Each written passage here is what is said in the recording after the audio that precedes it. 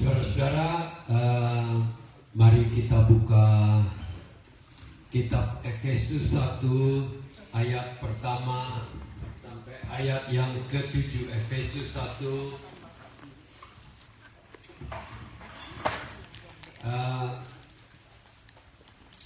kitab atau buku ini atau surat yang ditulis oleh Rasul Paulus kepada jemaat di kota Efesus, ya, itu sangat penting sekali untuk kita pelajari. Dan saya akan selama beberapa minggu di depan, meskipun saya dan Ibu Ruth akan ke Indonesia, kita ini minggu dan minggu berikut masih ada di sini. Habis itu kita akan ke Bali, akan ke Timor, akan ke Surabaya, akan ke Malaysia, akan ke Jakarta, dan dari Jakarta kita balik ke sini. Jadi ada 4 minggu tidak ada, tapi ada minggu berikutnya ada pendeta lain, ada, semua sudah disiapkan. Yang pasti, saudara jangan ini saja pikir, kalau kita nggak ada nggak usah datang, jangan, ya. Kita tetap datang dan bahkan jadi tuan rumah untuk ada tamu yang datang. Amin, amin, amin. Oke. Mari, tadi sudah berdoa, sekarang kita baca. Saya baca ayat yang pertama, saudara baca ayat yang berikutnya. Ya, selalu perhatikan ayat pertama sampai ke-9. Dari Paulus, Rasul Yesus Kristus Yesus, oleh kehendak Allah, kepada orang-orang kudus di Efesus, orang-orang percaya dalam Kristus Yesus, kasih karunia dan damai sejahtera dari Allah Bapa kita dan dari Tuhan Yesus Kristus menyertai kamu. Saya sudah baca kebanyakan. Oke. Saudara baca ayat yang ketiga. Terpujilah Allah dan Bapa Tuhan kita Yesus Kristus, yang dalam Kristus telah mengaruniakan kepada kita segala kemuliaan di dalam saja. Sebab di dalam Dia Allah telah memilih kita sebelum dunia dijadikan supaya kita kudus dan tak bercacat di hadapan-Nya.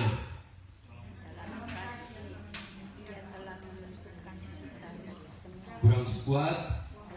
Dalam kasih Dia telah menentukan kita dari semula oleh Yesus Kristus untuk menjadi anak-anak-Nya sesuai dengan kerelaan kehendaknya.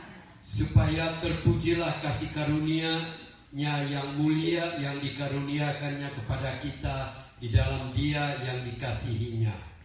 Sebab dalam Dia dan oleh darahnya kita beroleh bersama-sama yaitu memakan dosa menurut kekayaan kasih karunia yang dilimpahkannya kepada kita dalam segala hikmat dan pengertian.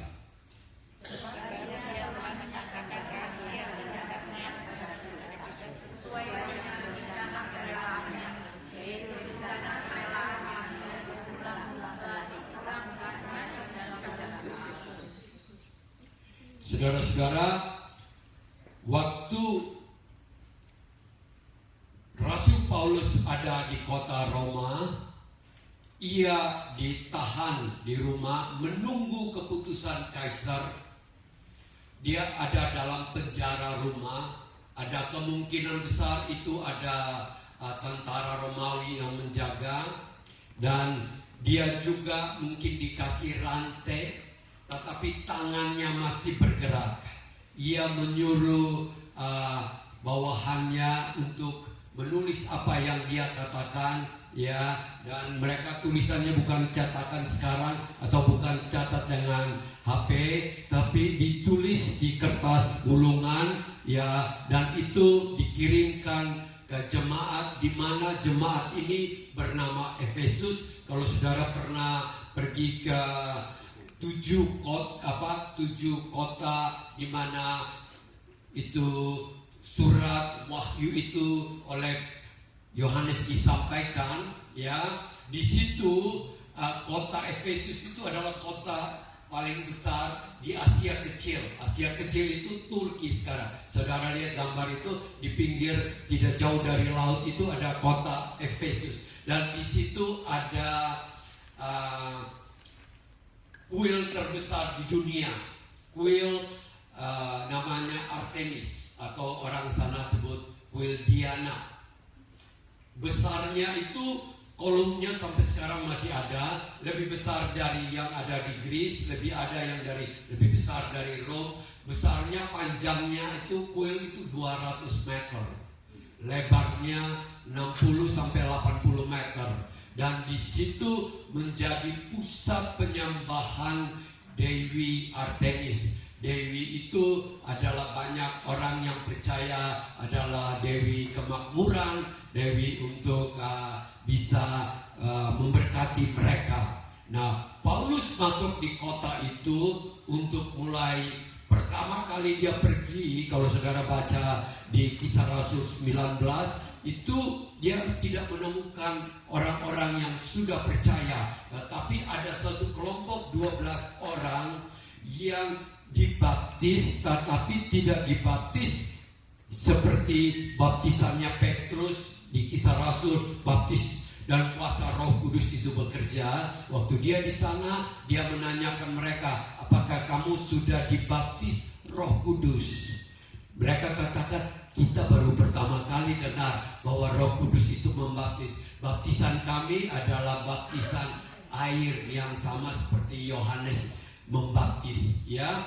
Pada waktu itu, ini orang-orang Yahudi aja juga. Waktu Paulus ke kota mana, dia selalu ya pergi ke itu, namanya kalau di Indonesia kayak pesantren, chapel itu. Kalau di sana bilang itu apa? Rumah itu orang Yahudi itu, ya. Dan mereka benar, tiba di situ, di rumah itu dia mulai mendoakan mereka. Dan mereka 12 ini penuh dengan Roh Kudus. Dan pada waktu itu Paulus bersama dengan teman lain dan 12 murid ini, mereka mulai menginjil. Selama 1,5 tahun ribuan orang datang kepada Tuhan Yesus. Bahkan di kitab Efesus itu buku-buku dari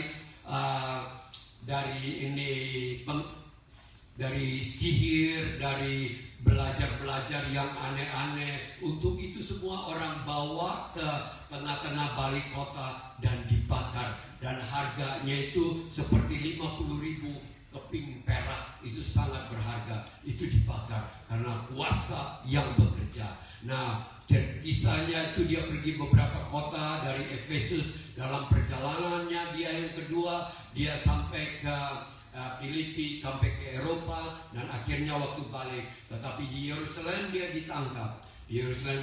Akhirnya dia dibawa ke Rom untuk diadili. Sebenarnya pengadilan bisa terjadi di tanah Israel, tapi dia mau untuk bawa sampai ke Rom karena dia warga negara kerajaan Romawi. Kerajaan Romawi itu punya hak-hak, yaitu tidak bisa sembarangan kecuali diadili. Dan dia akhirnya ke Kaisar di Rom. Di sana sambil ditahan dia menulis surat ini. Jadi surat ini bukan surat yang untuk menjawab seperti jemaat di kota Galatia karena ada nabi palsu datang, pengajaran palsu. Dia menjawab itu. Ya, kalau di kota Korintus itu banyak orang ibadah dan ibadahnya itu kocar-kacir, maka dia yang tidak ada, dia menulis surat, ya. Atau Filemon, dia menasihatkan supaya Filemon memberikan pengampunan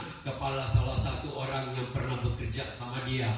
Nah, saudara, ini dia duduk dan hikmat Tuhan datang dan dia menuliskan satu yang melebihi manusia bisa mengerti.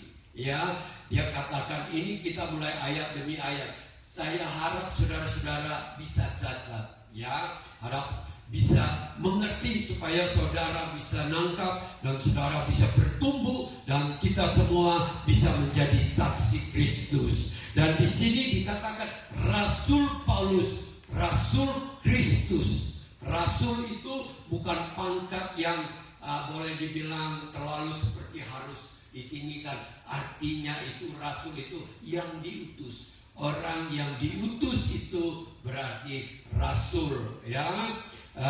Yesus Kristus oleh kehendak Allah kepada orang kudus. Ini saudara harus mengerti bahwa orang kudus di Efesus, padahal pada waktu itu orang-orang baru beberapa tahun terima Tuhan Yesus. Ingat, Rasul Paulus memanggil mereka orang kudus. Kalau zaman sekarang hanya orang-orang yang punya kualifikasi rohani, bagaimana mengalami mujizat apa, sudah melayani berapa tahun, bukti bahwa mereka hidup tidak bersalah, hidup dalam kebenaran, mereka dinobatkan jadi santa atau santos atau santa, ya. Seperti di Australia ada satu suster bernama Mary McKillop yang ada melayani di North Sydney kurang lebih sekitar 20 tahun yang lalu, diangkat oleh Paus dari Rome, jadikan dia Mrs. McKillop. Jadi bukan Mrs. Santa McKillop, Mary McKillop. Jadi banyak orang datang dari lain negara untuk ke North Sydney itu hanya untuk penuh hormat. Padahal itu sebenarnya benar, tetapi yang lebih benar adalah setiap orang yang memberikan hidupnya, yang memisahkan dari cara hidup dunia dan menyerahkan kepada Tuhan Yesus, sebenarnya itu disebut saints, orang kudus. Ya, jadi semua di sini ini dulu harus sadar dengan di mata Tuhan, saya yang sudah berserah ini disebut orang kudus. Sudah berserah kepada Tuhan Yesus, amin. Kakak, kalau itu disebut orang kudus, ya, kita bukan sempurna, ya, bukan sudah sempurna, ya, sudah bertapa di gunung atau apa baru disebut orang kudus. Kita saat menyerah hidup kita kepada Tuhan, kita disebut orang kudus. Jadi kita harus saling menghargai, ya, saling bersatu, anak-anak orang kudus, ya. Orang percaya dalam Kristus Yesus. Ayat kedua katakan kasih karunia dan damai sejahtera. Kasih karunia itu bahasa Inggrisnya apa?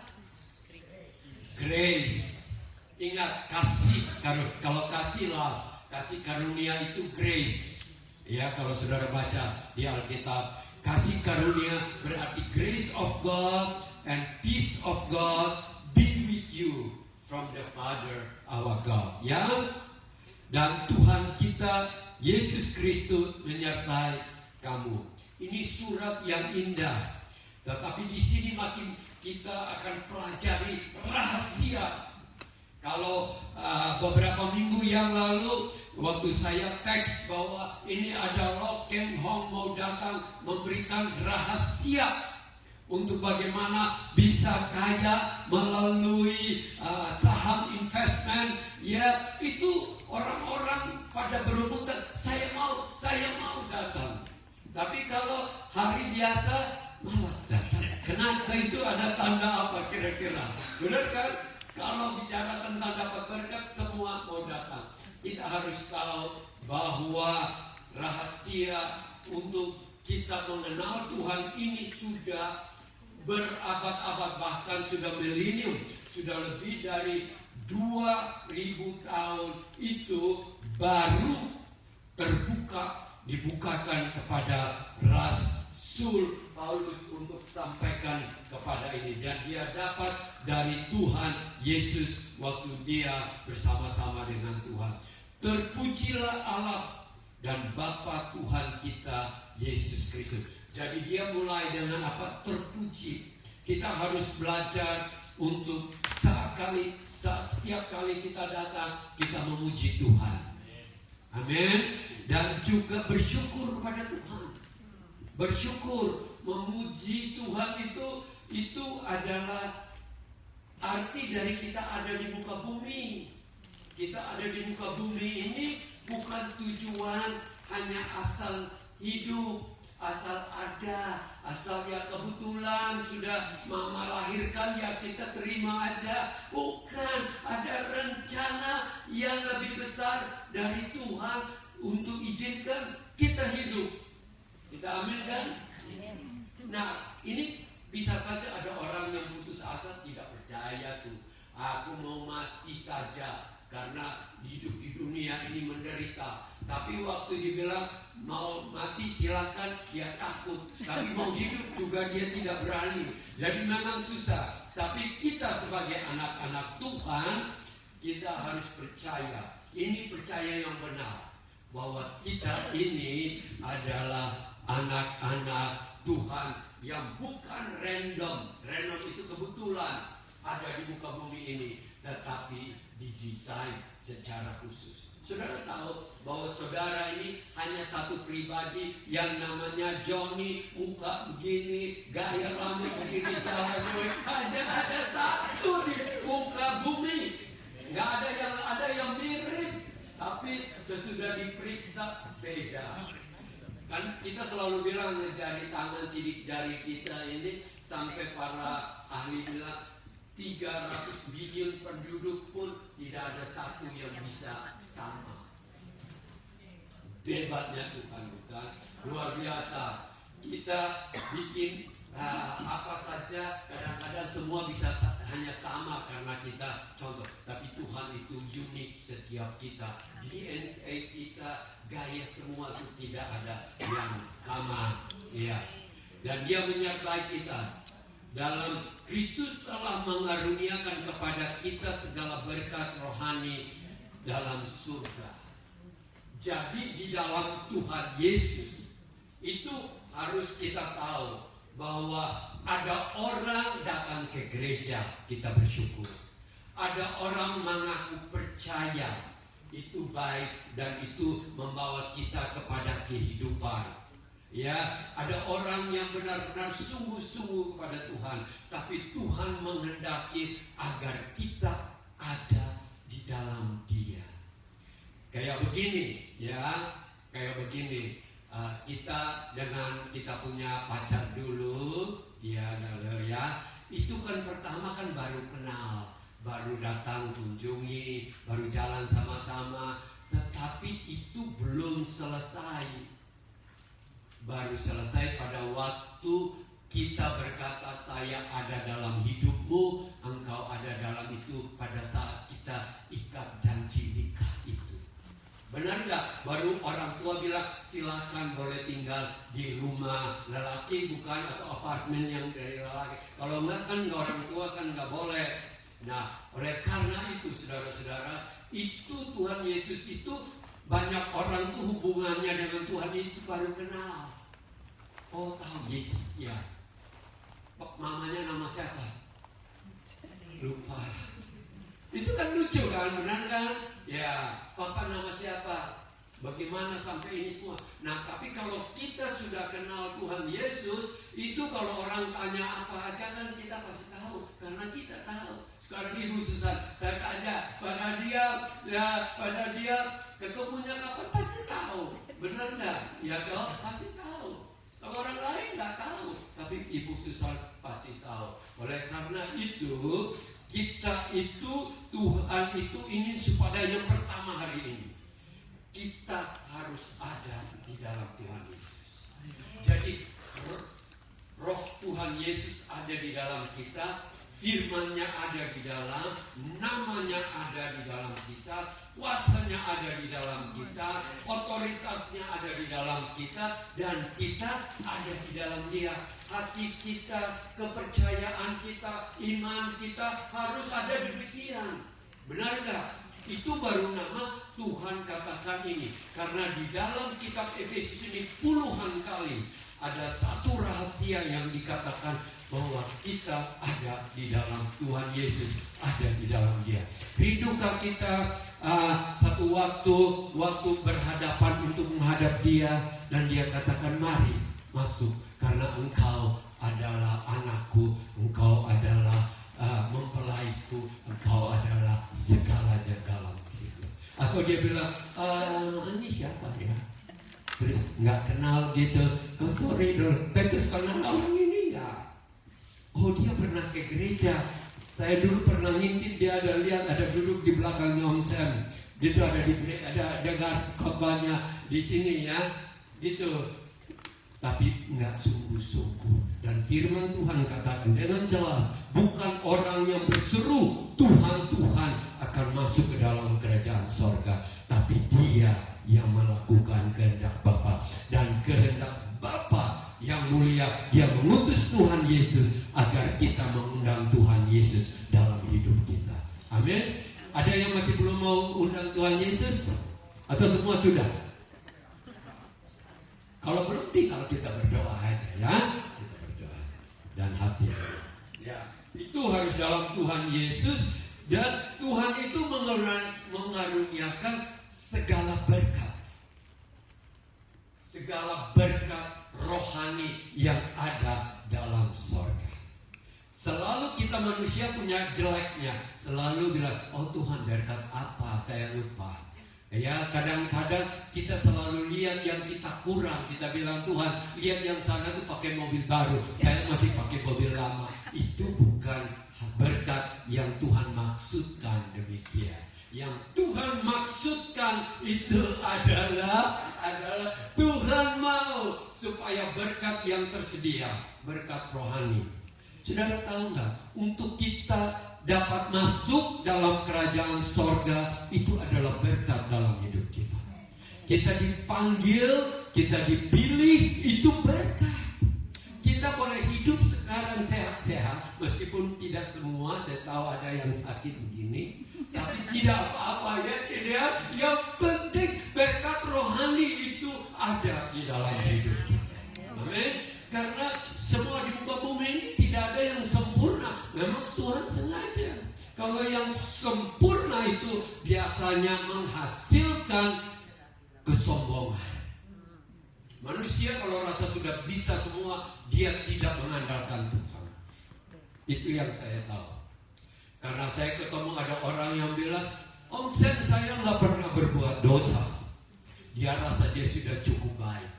Tapi bongkar coba itu di hati, penuh dengan segala macam yang dosa itu. Ya, ayat 4 ini rahasia yang perlu kita semua kenal. Tolong kasih tahu kiri, belajar dari ayat 4 ini. Ayat tolong dulu.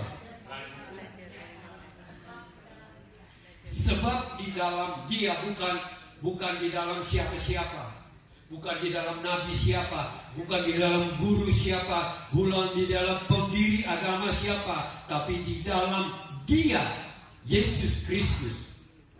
Dia, Allah telah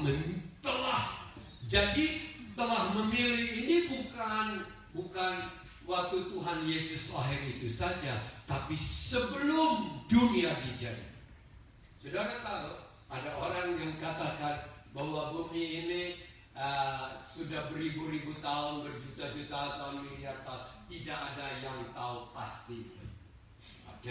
Karena para ahli itu suka katakan bahwa sekarang sudah dari teori Big Bang menyatakan sudah 13 miliar 8 tahun yang lalu, waktu cahaya pertama meledak dan terpencar ke alam semesta ini, ya itu teori.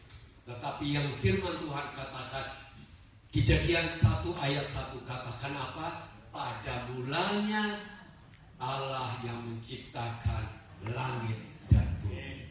Pada mulanya. Kita tidak tahu karena Tuhan kita itu tidak ada umurnya.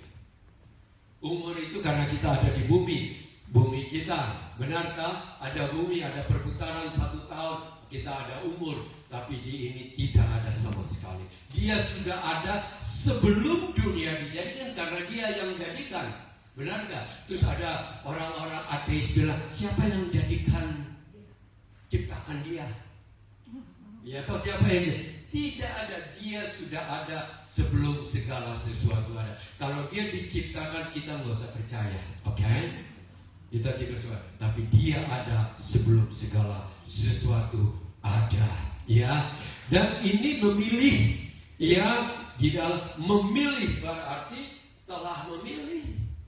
Saudara jangan pikir bahwa saudara ada duduk di sini ini karena hanya kebetulan. Ya, jangan sekali-sekali. Tidak ada kata kebetulan di hadapan Tuhan. Tuhan mampu. Firman Tuhan katakan rambut kita ini pun Tuhan hitung. Burung pipit yang ada di luar tidak menanam, tapi Tuhan berikan dia makan.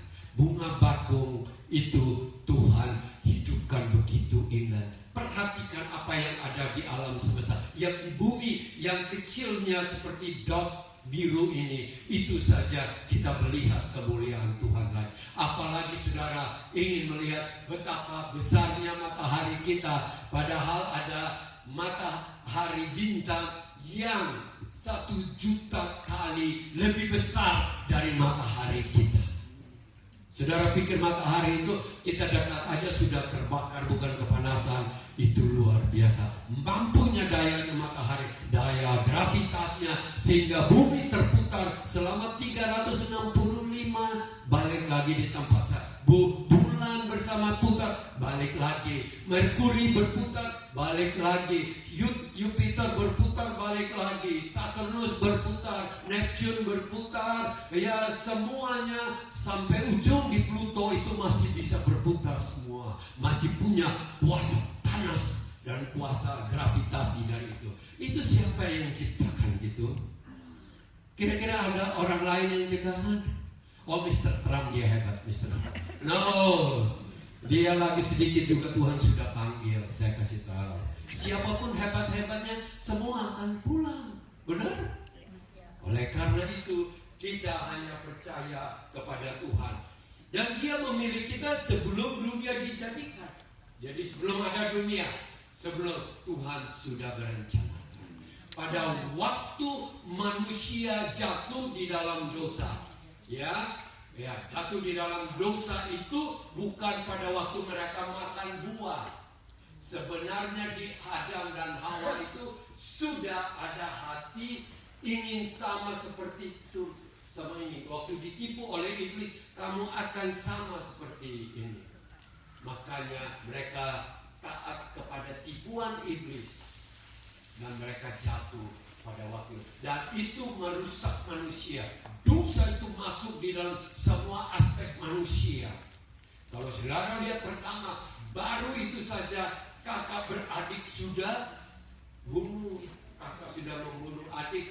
Kain membunuh Abel, bayangkan. Itu akibat dosa. Dan dosa itu sudah ada di dalam kita semua. Ada orang bilang, Om Sen, bayi, ini orang Islam punya ini apa argumen, bayi tidak berdosa. Benar, dia belum bisa berbuat dosa karena masih terlalu kecil. Coba perhatikan bayi, kalau bonekanya diambil sama yang lain, benar gak? Ya kan? Sudah.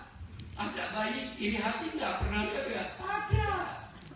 Kalau ada yang dikasih, wah aku nggak dikasih. Ada lagi yang tidak mau. Ada bayi yang adiknya lahir gitu, dia berteriak, Mama kenapa bawa lagi di sini nggak mengasihi saya? Benar nggak? Ada kan? Itu sudah ada. Tidak ada yang ajarkan, sudah ada. Karena DNA, kalau namanya pohon bijinya, pohon apel itu, biji yang sekecil itu, kalau saudara tanam akan keluar pohon apel dan buahnya apel, meskipun sekecil itu, bukan? Luar biasa yang Tuhan lakukan. Dan benih itulah yang membuat kita manusia apa adanya. Jadi kalau saudara tiap kali buka ada tipuan tentang perang, tipuan tentang dagangan, tipuan tentang, udah biasa itu saat ini. Tipuan tentang ini sosial media itu makin luar biasa. Dikatakan memilih kita sebelum dunia dijadikan supaya kita kudus dan tak bercacat. Lihat. Amin. Dia memilih kita supaya tidak bercacat dan kudus di hadapannya. Om Sam belum tahu suami saya, aduh di depan Om Sam halusnya mau mati. Tapi kalau di rumah baru salah sedikit sudah habis. manusia. Ingat, Tuhan ingin supaya engkau dan saya tidak bercacat dan bercelah di hadapan. Dia punya kerinduan di dalam hidup kita. Bukankah kita ingin anak-anak kita hidup jadi orang? Benar gak? Jadi orang ya? Ya. Bukankah kita rindu supaya mereka bertumbuh dengan baik? Tidak menjadi satu orang tua kasih ingat anaknya, kamu boleh lakukan segalanya asal jangan pergi main narkoba gitu, atau pergi nyuri ya, nanti masuk penjara. Artinya itu aja ya, oke. Berzina boleh ketawa. Ada banyak orang tuh ingin begitu, tapi kalau Tuhan kata kamu tak bercacat dan bercelah, artinya Dia punya rencana sebelum dunia dijadikan agar kedui ya, supaya tidak bercacat dan bercelah di hadapan. Kenapa Dia ingin begini? Apakah Dia hanya ingin saudara jadi orang percaya saja, sekedar jadi orang percaya, sekedar jadi ke gereja, sekedar berbuat baik? No, saudara.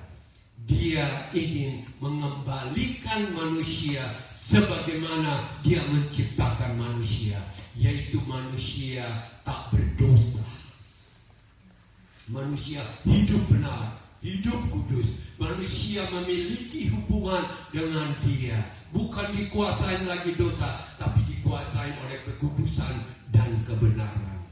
Saudara, aminkan ini? Rindu supaya hidup saudara tidak bercela dan bercacat di hadapan Tuhan. Amin. Amin. Dan ini harus benar-benar dipegang. Karena kalau kita hidup tanpa tujuan, kita hanya ngapung seperti kapal tanpa tujuan, ngapung di laut. Tapi kalau kita ada tujuan, kita akan tujuan kemuliaan Tuhan, kerinduan Tuhan, yaitu kita tidak bercacat dan celah. Saudara-saudara, sudah terlalu lama orang-orang Kristen hanya dininabobokan dengan apa? Dengan yang penting kamu datang, apalagi bawa duit. Jangan sampai demikian. Oke? Kamu dan saya, kita semua direncanakan Tuhan supaya kita memiliki kehidupan yang tak bercacat dan bercelah. Tujuannya apa? Supaya kita firman Tuhan katakan, kita bersama-sama dengan Dia akan memimpin dunia ini, akan menjadi orang-orang pemerintah di dunia sini kekal selama-lamanya. Kerajaan Allah di dunia ini dan kekal selama-lamanya. Secara fisik mungkin kita ini tidak sekarang seperti Pak Hartoko. Pak Hartoko jadi lurah, saya kaki sudah nggak kuat. Oke, puji Tuhan. Tapi yang penting rohnya hidup. Pak, lain kali di dunia sorga Pak Hartoko bisa jadi lurah di Embong Malang. Gerak-gerak. Tapi maksudnya tuh benar-benar karena ayat itu. Karena Dia tidak melatih kita, melengkapi kita, hanya tujuan apa? Supaya kita makin serupa dengan anaknya Yesus Kristus. Saudara harus mengerti bahwa Tuhan punya rencana dalam hidup kita.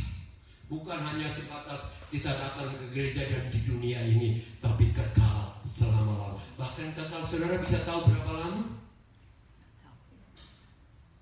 1000 tahun cukup lama ya. Ya kayak kau sudah 89 sekarang, cukup lama ya, lumayan ya. Baru 89 itu baru sependek ini dibandingkan dengan kekekalan. Loh, saya nggak bosan ya duduk begini lah. Oleh karena itu Tuhan sudah ciptakan bertriliun, itu galaksi bukan bintang saja, bertriliun alam semesta itu. Saudara pikir, wow, untuk apa Dia ciptakan semua? Tentu ada untuk tujuan alam yang kita bisa hirup sekarang ini, oksigen dan semua ocean di laut itu. Ada orang yang bilang, kok di saja bumi ada air sebegitu banyak, lautan begitu air ya. Terus ada yang mulai bikin cerita, itu komet tiap kali dia liwat di bumi ada ais jatuh maka jadi air itu teori orang tidak percaya kepada Tuhan, bahwa Tuhan yang menciptakan. Mereka kalau tidak percaya itu pakai segala macam teori untuk menyatakan bahwa itu bisa gitu. Oleh karena itu hari ini kita memiliki satu pulang dengan berkata, Tuhan, kita ini orang yang Tuhan merencanakan untuk apa? Tidak bercacat dan bercela. Di hadapan orang luar mungkin kita kelihatan oke. Karena kita manusia semua pandai untuk berpura-pura. Jujur, kalau di depan orang kelihatannya begini begitu, tapi kenyataannya di dalam kita tidak ada satu orang yang tahu, tetapi Tuhan tahu. Dan hari ini Dia mau bereskan semuanya di dalam hidup kita, sehingga kita keluar di sini menjadi orang yang sudah dilengkapi, sudah diperbaiki oleh Tuhan. Maukah kita diperbaiki dan dilengkapi oleh Tuhan? Dan ayat 5 katakan, dalam kasih Ia telah menentukan kita dari semula. Jadi Dia lakukan ini bukan karena Dia itu mau ingin supaya orang puji Dia.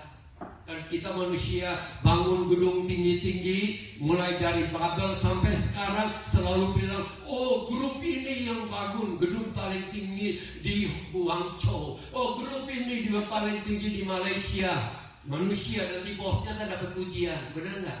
Manusia harus ini. Itu adalah dosa persaingan. Ingat, saudara tahu di Dubai itu ada gedung yang tingginya 883 meter. Ya, ada kan? Pernah sudah lihat. Tapi sekarang sedang dibangun di Saudi Arabia, di Riyadh, ibu kotanya, setinggi 1 kilometer. Di Sydney paling tinggi hanya 237 meter atau 300 meter yang tower itu, ya, tidak ada yang setinggi apapun. Dan manusia itu ingin, tapi oleh kasih, ingat dulu, Dia mengasihi kita. Amin. Sudah rasa kasih Tuhan belum? Amin. Atau masih ngomong-ngomong sama Tuhan, yang lain dikasihi, aku nggak dikasihi. Ingat firman Tuhan, Dia mengasihi semua kita. Bahkan sebelum dunia ada, semula oleh Yesus Kristus menjadi anak-anaknya. Menjadi anak-anaknya. Jadi untuk Dia mau untuk membuat kita tak bercacat dan bercela, Dia harus bekerja. Yang pertama, harus kita ini beres dulu, kita punya identitas. Ingat loh, banyak orang itu ragu dengan siapa dia. Akhirnya dengan mudah dia cari penghiburan di luar. Kalau anak-anak muda, anak-anak tidak tahu siapa dirinya, dengan mudah dia untuk jatuh kepada segala macam dosa yang ada di dunia. Di sini dikatakan anak-anaknya. Firman Tuhan kita anaknya. Sudah terima belum? Mau jadi anak Tuhan Yesus enggak? Amin. Amin. Ingat, jadi anak presiden saja di Indonesia sudah punya prioritas. Ya, apalagi anak raja kayak William, ya Prince William, ya. Tapi kalau anak Tuhan Yesus itu, saudara tahu, itu harus pegang bahwa saya tidak perlu hidup dalam kekhawatiran, ketakutan, dari kebimbangan, tetapi hidup yakin bahwa saya anak-anak dan anak Tuhan yang maha besar itu. Ingat? Amin. Amin. Ya. Dan sesuai kerelaan dia menerima kita sebagai anaknya itu bukan karena paksaan, tapi rela. Ingat, Tuhan tidak bisa dipaksa, Tuhan tidak bisa dikasih nasihat, karena Dia sudah tahu segala sesuatu. Ya, hikmatnya waktu menciptakan. Satu waktu ada orang-orang pintar yang datang bersama Ayub, katakan begini begitu, tetapi dia marah kepada mereka. Siapakah yang ada pada waktu aku menciptakan gunung-gunung ini? Siapa yang ada? Ada yang kasih nasihat Tuhan? Nggak ada kan? Karena dia Maha Tahu dan dia adalah Tuhan. Dan dia lakukan ini atas dasar kerelaan. Ya, kita kan sebagai suami istri itu tidak mau dipaksa, bukan jadi istri. Meskipun dia orang kaya, tapi kalau dia paksa kita, pasti kita nggak bakalan cinta dia. Benar nggak? Kecuali cewek mata duitan. Ya, meskipun dipaksa nggak apa-apa, yang penting duitnya banyak. Ya, tidak. Kalau kita di sini tidak mungkin bisa mencintai satu orang atas paksaan, tapi atas kerelaan, rela. Dan kita lihat kasihnya baru kita percaya. Ingat, kita semua ini percaya karena kita mengingat kasih Tuhan, bukan? Ya, amin. Kasih Tuhan, kebaikan Tuhan, baru kita makin percaya. Ayat 6, supaya terpujilah kasih karunia yang mulia yang dikaruniakannya kepada kita di dalam, supaya terpuji dan yang dikasihinya. Ayat 7, sebab di dalam Dia oleh darahnya kita memperoleh penebusan. Tadi kita diterima menjadi anak karena satu, kita menerima Tuhan Yesus. Dan pada waktu kita itu yang percaya kepada Dia, maka penebusan itu terjadi. Hari ini setiap kita yang benar-benar bilang Yesus Kristus adalah Tuhan, itu karena Tuhan yang menebus kita dari dosa. Apa sih arti penebusan itu? Ya, saudara, kalau saudara tidak tahu, katakanlah begini, saudara diculik. Ya, sekarang ini banyak sekali yang diculik di perbatasan antara Myanmar sama Kamboja sama Thailand sana. Tukang scan itu ya, diculik dan benar-benar jantung ginjalnya diambil itu. Iya, ngeri. Puji Tuhan, orang nggak mau lagi kita yang tua-tua di sini, tapi yang muda-muda dia cari. Oke, hati-hati anak-anak pergi ke sana, harus hati-hati ya, jangan sembarangan. Nah, saudara tahu nggak? Dia, kalau kita sudah keculik, biasanya dia kirim teks $1 juta atau anakmu mati, benar kan? Itu dia ngancam begitu. Orang yang kaya ada uang pasti dia akan kumpul uang, pinjam. Yang penting ada uang untuk menyelamatkan anaknya, bukan? Ya, kita ini tanpa kita sadari, saat kita berbuat dosa, iblis itu punya cengkraman atas hidup kita. Tetapi Tuhan Yesus sudah datang untuk menyelamatkan kita, dan Dia tebus bukan dengan emas dan perak, tetapi oleh darahnya yang kudus. Luar biasa, bukan? Sebenarnya kita semua, kalau bukan Tuhan Yesus yang menyelamatkan kita, kita masih jalan yang dalam kegelapan. Oleh karena itu ayat yang terakhir ini 8 dan 9, ya, Dia melakukan pengampunan dosa. Ayat 7 juga masih belum selesai. Pengampunan dosa, Dia yang mengampuni kita. Ingat, kalau kita hidup tanpa pengampunan dosa, kita akan merasa guilty. Ingat, guilty itu salah satu yang membuat orang sering putus asa. Karena dosanya itu belum beres, sehingga baru bermasalah, dia ingin mati saja.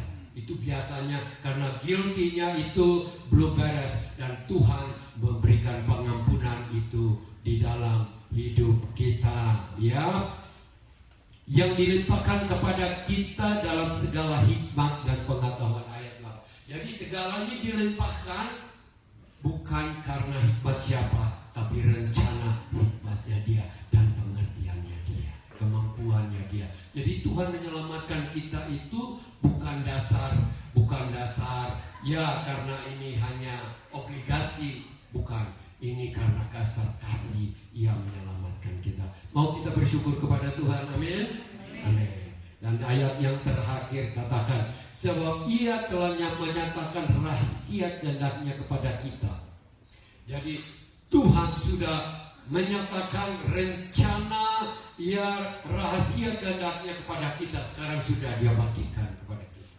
Nangkap kita sekarang bukan berjalan sendiri, berjalan bersama Tuhan, berjalan dengan tujuan, berjalan dengan visi ke depan bahwa saya akan mencapai semua garis akhir hidup saya dengan tak bercacat dan bercelah. Ya, dan sekarang dikatakan sesuai dengan rencana kerelaannya, yaitu rencana kerelaan dari semula ditetapkannya di dalam Kristus. Jadi di dalam Tuhan Yesus Kristus, dalam kerelaannya Ia menetapkan supaya kita memperoleh semua rahasia, kita memperoleh semua penebusan, semua pengampunan dosa, semua pembaharuan. Bahkan Dia merindukan agar kita tak bercacat dan tak bercelah di hadapan. Mari kita di sini, saya tidak usah panjangkan, tapi siapa hari ini yang berkata bahwa Tuhan, terima kasih rencana-Mu. Saya sering bingung di jalan, kenapa saya ada di muka bumi ini. Kadang-kadang orang bertanya begitu kan, kenapa saya mesti ada? Apalagi lahir dalam keluarga miskin. Benar gak? Apalagi sudah besar, kawin dengan suami yang jahat. Bisa itu banyak. Benar kan? Kenapa itu begitu semua? Kenapa nasibku begini, nasibku begini? Kenapa? Itu satu pertanyaan yang sering kita dengar. Ya, kenapa? Dan pertanyaan yang paling besar di muka di bumi ini, kenapa saya ada di muka bumi ini? Dan kemana saya pergi? Itu selalu pertanyaan yang terbesar di dalam hidup ini. Mengapa saya harus mengalami seperti yang saya alami? Kadang-kadang kita katakan gitu. Tapi kalau hari ini kita berserah, kita katakan, Tuhan, rencana-Mu baik dalam hidupku.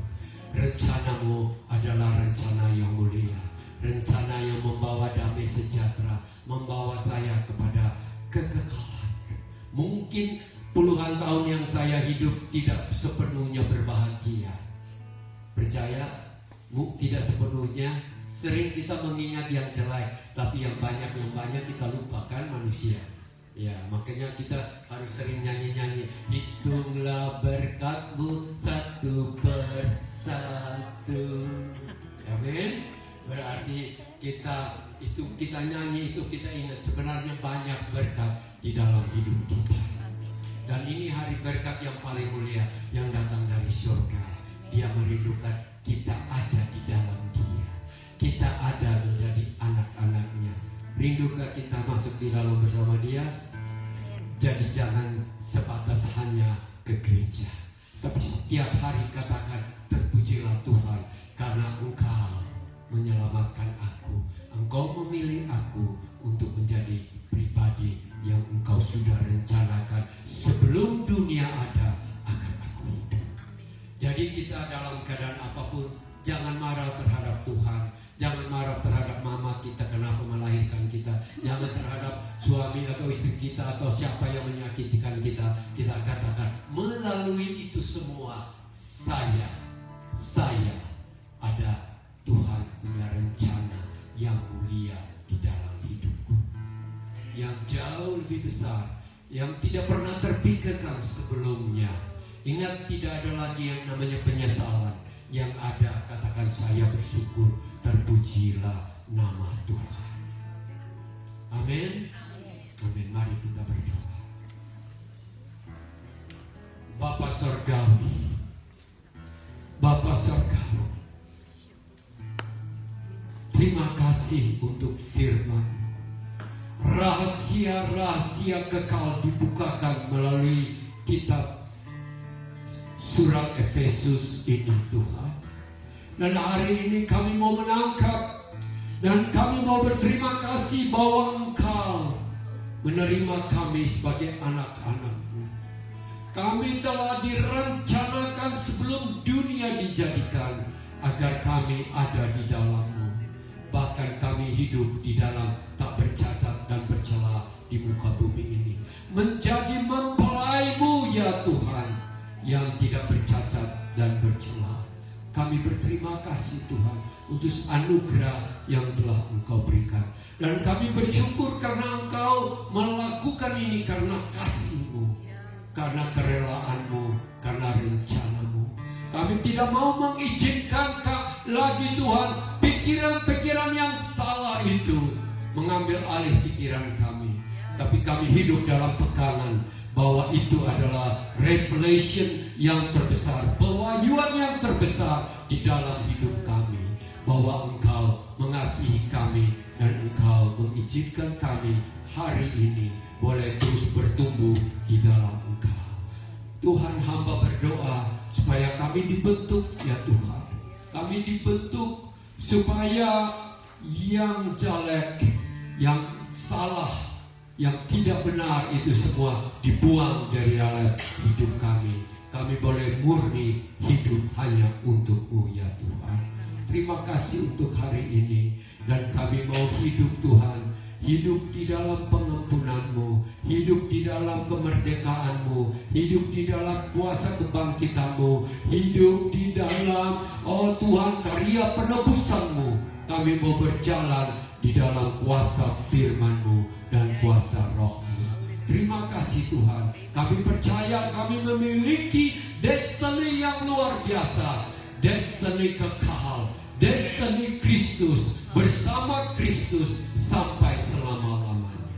Orang lain tidak tahu, tetapi rahasia ini dibukakan kepada kami hari ini dalam nama Tuhan Yesus Kristus. Haleluya. Sebelum saya tutup, saya mau setiap kita menaruh tangan di dada dan menerima